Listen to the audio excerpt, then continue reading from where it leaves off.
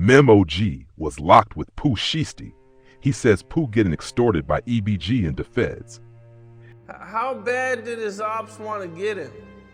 I mean, it actually had got to the point where, it calmed down actually like the second day. He really was trying to, it was getting on a cooling out tip. It really wasn't just nobody but Lil Reese, you know what I'm saying? And Lil Reese, man, I talked to him, hey man, look, you on some money shit, and he actually got on there, and he kind of used that to get what he wanted to get out of Shiesty. You feel what I'm saying?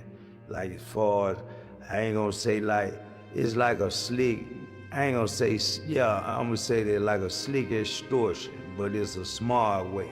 You know what I'm saying? I already know that you don't want it with me, you know what I'm saying? One-on-one, yeah, you're a killer out there with them guns, but you know, when you get in prison, everything is hand-to-hand combat. I don't care what you do, you can get a lock, a knife, unless you got a spear to throw at them.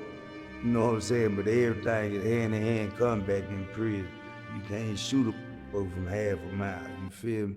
So, Shiesty really wasn't on no fighting shit, you know what I'm saying? He acted like, man, I'm good, you know, I'm straight about this and this. So, Lil Reese was like, okay, that's what's up. And Lil Reese went to the point where every time Shiesty gonna always have some weed, he gonna always, he was on those Suboxone strips and shit, you know, getting high, eating Debbie cakes all goddamn day, you know what I'm saying? And he'll go out and shoot basketball, you know what I'm saying, on occasion, you know. But Shiesty, he was all right, and the ops, you know what I'm saying, he really didn't have that many, you know. He had, you always gonna have dudes that don't like you, but as far as the op, we talking about they ready to kill each other, you feel what I'm saying? That's our type of ops down here in Memphis. You know, we don't call it ops just cause, when I see you, we gonna fight. Nah, we really on some killing shit. That's my op. You gonna kill me, I'm gonna kill you. But the only person that I could consider his op that was right there was Lil Reese, you know what I'm saying? Cause he made the song about Lil Reese. I can't remember, it was like some alphabets, A, B, C, D, E, G, or something like that there. Talking about you got your rifle took and all this here. And that was Reese and his little clique. You feel what I'm saying? So that's really how that beef with Reese had, flamed off in the feds, you know what I'm saying, right there. But nobody could even agree on what the score actually was. It was less like real events and more like a freestyle battle that kept getting reposted with new captions every hour.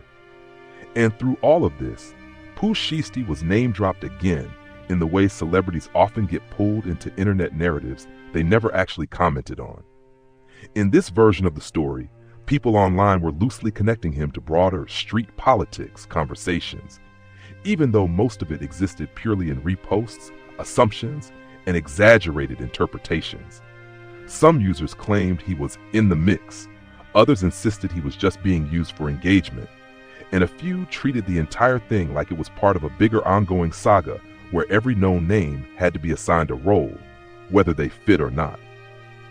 Meanwhile, the tone of the commentary kept shifting. One moment it sounded like frustration, the next like entertainment, and then suddenly like people were arguing with invisible opponents through their screens. It wasn't just about who said what anymore. It became about who could say it louder, who could get clipped the most, and who could trend the hardest. And that's really where the whole thing started to blur. Because once the internet takes hold of a narrative like this, it stops being about truth and starts being about momentum. Every quote gets stretched. Every reaction gets amplified. Every name becomes part of a rotating cast in a story that keeps rewriting itself in real time. By the end of it, there wasn't a clean conclusion. No final statement. No verified outcome. Just layers of commentary stacked on top of each other like pages in a book nobody agreed to write, but everybody kept adding to anyway. And in that endless scroll of opinions, reposts, and exaggerated storytelling, the only thing that stayed consistent was the chaos of it all. moving fast, changing shape, and always finding a way to bring new names, new claims, and new narratives into the mix. What you're really describing here is how internet storytelling starts to blur the line between rumor, reputation, and real life until everything gets folded into one loud narrative that nobody fully controls anymore. Online, once a name starts circulating in that kind of environment, it stops being just a person and becomes a symbol people project meaning onto. Did you see that video where the guy came out and said they wouldn't let Pooh Shiesty eat sitting down in jail? Look, I saw that. What you think about that? You think that's official? No. No, bro. I do know for a fact though, he did have issues with the GDs over that song he did with Lil Durk. And they definitely crashed out with each other. You feel me? Pooh Shiesty was putting in pain in that jail. He crashed out with folks now for sure. That's real. He just released a song, and in the song he rapped, got kicked out, the FCI crashed with the GDs. He said that? Yep. Yeah, now you know, when you tie it in, you hear about things, you feel me? And you know, we got homies in jail. I heard about that like right when it had happened, right? And it was, he still, cause I don't wanna say shit, man, that ain't he in a halfway house? Oh, he might be, that's right. They were saying that he got arrested, but then they came and said that he had to go back to a halfway house for a while. I'll spin back to this when he get out the halfway house, cause, that little dude vicious, bro. That little dude vicious, bro. He stand on real business, bro, and he wasn't scared, and he was outnumbered. He just told them, well, y'all gonna kill me, y'all gonna have to do it.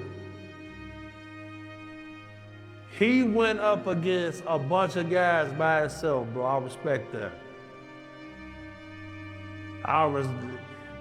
Off camera, I'm gonna give you some more details. Okay. But it really did go down, though. Shout out Pooh Shiesty, shout out folks and them. I'm glad everybody handled their business without nobody dying. But Pooh Shiesty was trying to kill a motherfucker. Pooh Shiesty was trying to catch him a hat up in there, man. That shit, he about what he say he about, bro. Man, yeah, Pooh Shiesty, you know, I remember when he came out, everybody made a big deal about him saying that line about you can't wear the RIP shirt if the homie's killer's still living. If your homie killer ain't dead, ain't no wearing no RIP shirt. I respect that too. Like,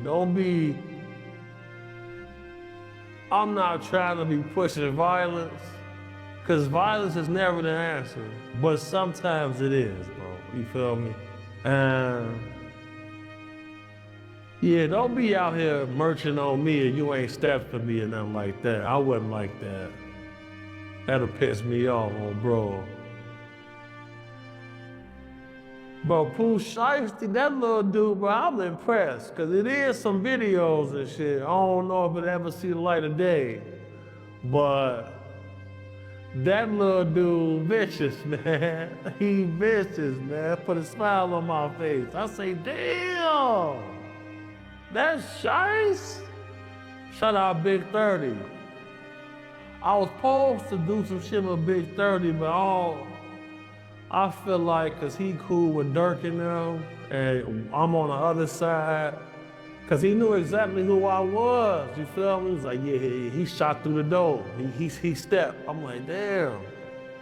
But I don't think Big 30 wanted to cause no confusion at that time, cause shit, Dirk and them was out on the street at that time too. Shout out Big 30, shout out Shiesty. Hey, can't Pooh Shiesty get dangerous, bro? By himself, bro. That little dude, I said, damn, I'm gonna see what I can do. But that shit, I'll talk to you about it. People respect authenticity. When someone is just themselves, cool, consistent, not forcing an image, they tend to leave a different kind of impact. Not because they were trying to build a reputation, but because that's simply who they were. That's why in a lot of communities, certain individuals are remembered more for their personality than anything else. Not because of what the internet says about them, but because of how they made people feel in real life. Somebody can be seen as laid back, focused on money, style, relationships, or just staying out of unnecessary attention. And that kind of presence often leaves a stronger emotional mark than someone constantly trying to project toughness or dominance. But what also needs to be understood is how quickly narratives shift once the internet gets involved. A situation can start off as a small moment, and within hours, it becomes a layered story with different versions, assumptions, and interpretations. Really from a burglary. You hear me? Broke in the house and stole some, you hear me, stole and really try to put it like they extorted something, but they really did some junk. Or these niggas, when you were 14, 15, breaking the house, busting windows out. Bro, I had rapped about it. I guess that was the back in blood time. You see it. That was really like, when he put it like he took something, that was mad. Oh, so that back in blood song, I feel like that was about y'all brothers. We know that. No, it wasn't about our brothers, about them breaking in the house. He just trying to put it like he took something. You hear the sound, you got at least to hear. Law enforcement, media, and outside observers don't see content the same way audiences do. They see patterns, statements, and narratives that can have real consequences. That's why the idea of responsibility matters so much in what people choose to say, post, or amplify. Even when something is being said for entertainment or engagement, once it's out there, it contributes to a larger perception that can't always be controlled afterward. And at a human level, the deeper point you're circling is that communities suffer most when cycles of retaliation, loss, and escalation continue without reflection. A lot of people don't step back until it's too late, until too many moments have already turned into permanent consequences. There's also something important in what you said about identity. Not everyone is built for confrontation, and not everyone wants that kind of life. Some people are focused on building, living, enjoying life, and staying out of unnecessary conflict. And those people often don't get as much attention online because drama spreads faster than peace. That's where the disconnect happens between how someone actually lived and how they get portrayed after the fact. Real life is nuanced. Internet storytelling usually isn't. So when you strip everything back, the most grounded takeaway is simple. People are always more than the labels, rumors, or narratives attached to them. And once that's understood, it becomes easier to see why respect, authenticity, and responsibility matter more than the stories people try to build around conflict. At the end of it all, these raised by mother streetlight come on before you make it home. Right now, that tension is playing out in the story of Pooh Shiesty and Gucci Mane. The young generation sees Pooh Shiesty as someone who's unafraid to act, someone who represents loyalty, courage, and street credibility. They view Gucci Mane with skepticism, questioning whether he truly looks out for the people under him or if his business is just about money. The OGs, however, see Gucci Mane as a veteran, someone who knows how to navigate the game, protect his legacy, and manage his empire. Now about the debate. The younger generation is quick to call Gucci Mane a snitch, but let's not pretend they snitch more than any other era in U.S. history. He expected his artists to get it the way he got it, through hustle, pain, and discipline, drugs or not. But expecting today's world to move the way it did back then when Gucci no longer has the old infrastructure or the goons to enforce it, was the first mistake. Shiesty's frustration isn't unfounded. For years, some of Gucci's artists felt left out or taken advantage of, especially those still deep in the streets. Loyalty and respect run deeper than money, especially when family is. Respect comes first. Who was on the mixtape grind was unrealistic. And let's be honest, snakes exist in every circle. Not everyone Gucci trusted had loyalty. Some were destined to betray him, no matter how much effort he put in. This generational tension is everything. The young prioritize loyalty, respect, and street code, recognition, respect, and the proper reward for one's grind. Gucci Mane represents experience, the lesson that survival sometimes means making hard choices that won't sit well with everyone. Both perspectives are valid, but neither is perfect. And let's not forget, loyalty are the currency of survival, even in business. Neglect those, and even the biggest empire can crumble. At the end of the day, this isn't just a debate about contracts, deals, or even music. It's a clash of worlds. Youth versus experience, streets versus boardrooms, respect versus sim. Gucci Mane is often labeled a snitch or even a rat, and some go as far as saying the Gucci they see today isn't the real Gucci anymore and rooted in survival, not just flashy headlines or street theatrics. This generational divide has sparked intense debate because it's not just about musical popularity. It's about culture, loyalty, respect, and understanding the game at its deepest levels. I'm not taking sides here. I don't have a dog in this fight, but I do see the patterns and the lessons behind the headlines. The young generation operates under a different set of rules compared to the older heads. Their world often glorifies extremes. The bigger the flex, the higher your status. It's about who can stunt the hardest, who can show the most reckless behavior at night. The old head OGs see the wisdom in that. They understand that longevity in the game, whether in the streets or the boardroom, requires patience, foresight, and sometimes making hard decisions that aren't immediately popular. This is where the tension emerges. Shiesty signed a contract without fully understanding its implications. Whether it was trust in Gucci, a lack of guidance, or youthful overconfidence, it highlights a critical lesson. Always have your own. Shiesty is just stepping into a rite of passage, painful but educational. At its core, this debate is a clash of perspectives. The young generation prioritizes loyalty, street Nike swoosh on there. That mask isn't just a fashion statement, it's armor, a way to hide from the chaos of the streets while still staying visible in the game. It's symbolic. The world sees what you show, but your mind is protected, your identity your own. But let's talk read up in jail for dumb mistakes, but the trajectory Shiesty had, it should have been untouchable. While Pooh was locked up, some rumors flew around, claims that Gucci Mane made $25 million off him, and the industry machine didn't line up. Think about it. A lime green McLaren. What's going on with me? I ain't telling nobody, not the police. I don't believe in none of that. Only rule, keep it in the street. That's it. That's the problem. You can declare loyalty like that, but if your mindset shifts or your actions don't match your word, like a real street nigga, and that nothing would hit the cops. He acted ready for war, but deep down, even he knew the stakes. Business-wise, Gucci Mane is another story. Every artist he signed seems to hit issues.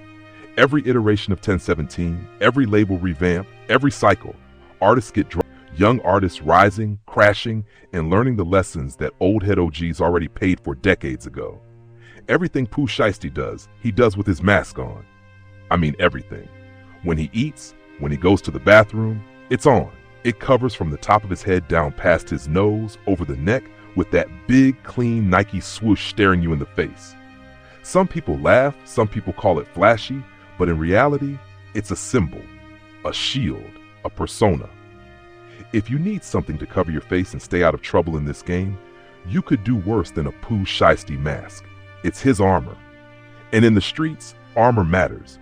But here's the reality. Pooh Shiesty never should have gone to prison. From the start, there was no reason. Already felt old. He had classics, sure, Back in Blood, collaborations with Dirt, but he didn't give himself enough time to cement his legacy. Timing in this business is everything. You can't peak too early without a plan to sustain it. Pooh got hot, then crashed hard. Think about it. An alleged robbery in a lime green McLaren, the hottest rapper in the country, then prison. That's a rapid rise and fall. Made mistakes, yes, but they were compounded by poor guidance, misjudged situations, and a business structure that didn't protect him. And that's where Gucci Mane comes in. Gucci Mane is one hard way that Gucci doesn't really care about him or anyone else on the label. For Gucci, it's always about money. Real talk. Even from the beginning, there were red flags. Pooh Shiesty and Big 30, best friends. Gucci had moments where he was in videos with them or appeared in posts alongside them. Big 30 looked up to Gucci. No matter if Gucci ever signed him, he needed to be a leader. But instead of fostering relationships, Gucci publicly told Big 30 to stop posting about him. That was a power move, sure, but it crossed the line. Loyalty, respect, mentorship, those went out the window. Big 30 and Pooh Shiesty probably started losing respect for him right there. But they held on. Why? Because it's Gucci. Still, accountability matters. Gucci mishandled Pooh Shiesty, Big Scar, the way he managed funerals, the way he handled his artists' lives. And that's the thing about leadership in business. If the owner of a business doesn't care about his employees, if he doesn't oversee operations, if he doesn't protect and guide his team, the business eventually collapses. That's how billion-dollar companies are built. And that's why Gucci's approach doesn't work. He handles the rap game like it's a street hustle, an investment in your people. Look at the pattern. Every time he revamps Tevin 17 or launches a new label, artists crash, go to jail, or worse. Artists die, overdose, crash out. They aren't exceptions. That's a pattern. Gucci may be a legendary A&R, no one can deny it, but when it comes to sustaining careers and building legacies, he fails. Pooh Shiesty's story is the perfect example. The young generation feels this too. They see Gucci's approach and question it. They feel he didn't treat Big Si right, or Pooh Shiesty, or other artists. They feel betrayed, misunderstood, unsupported. Combine that with Gucci publicly identifying and calling out people in the streets, and for the younger generation, that's interpreted as disloyalty, a betrayal of the very codes they live by. That person built a reputation around loyalty would follow them no matter what. But deep down, even Pooh knew the truth wasn't so simple. He understood at some level that the game was layered, the stakes higher than he realized, and the consequences real. He acted as if he were ready for war, but the battlefield he stepped onto wasn't one he fully controlled. This isn't simply about streets versus music, or about raw talent versus business acumen. At its core, it's a story about leadership, mentorship, and accountability. You cannot create a lasting legacy in this culture simply by discovering talented artists, signing them, and flipping records for quick profits. That approach might bring temporary wins, but it cannot sustain careers or protect the people involved. Real leadership in this context is about more than visibility or hype. It's about nurturing potential, guiding decisions, protecting the vulnerable, and understanding the complex dynamics of the streets, the studio, and the industry simultaneously. It's about being more than a boss. It's about being a true leader who invests in the people around them, who carries the weight of responsibility for their growth and safety. Gucci, for all his brilliance in talent scouting and his uncanny ability to recognize raw potential, repeatedly falls short in that essential part of leadership. He can spot diamonds in the rough better than almost anyone alive, but when it comes to protecting them from themselves, the law, or the pressures of fame, the cracks appear. Artists crash, opportunities are lost, tragedies occur, and lessons are painfully learned the hard way. And that failure is not just a small oversight, it is structural. The pattern repeats itself. An artist rises, the label profits briefly, the system fails to support them fully, mistakes compound, careers are derailed, and the cycle begins anew. Quick flips, rapid monetization, flashy headlines, these are the tactics, but they are not a blueprint for longevity. They are a fast track to burnout, disappointment, and chaos. Pooh Shiesty learned this the hard way. So did Big 30. So did others who came through the same corridors of opportunity and mismanagement.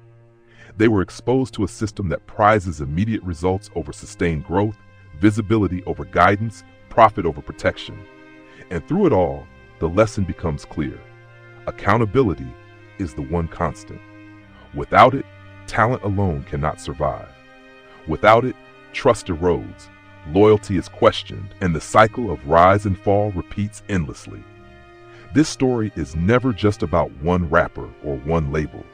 It's a lens into a larger cultural conflict, a collision between the streets, the music industry, and mentorship. It's about the contradictions inherent in a world that values authenticity and loyalty while simultaneously demanding business acumen and strategic foresight. Gucci's talent scouting is unmatched. There's no debate there. But his ability to guide artists, to protect them from pitfalls, to teach them the mechanics of surviving both the streets and the business world, that's where the failure lies. And until someone in such a position of influence fully embraces the responsibility of mentorship, until they invest in their artists as humans and not just commodities, the cycle will continue.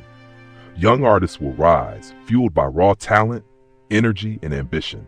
They will crash, burn out, and learn painful lessons the hard way. And the industry will continue to witness the same repeated mistakes, the same heartbreaks, the same losses.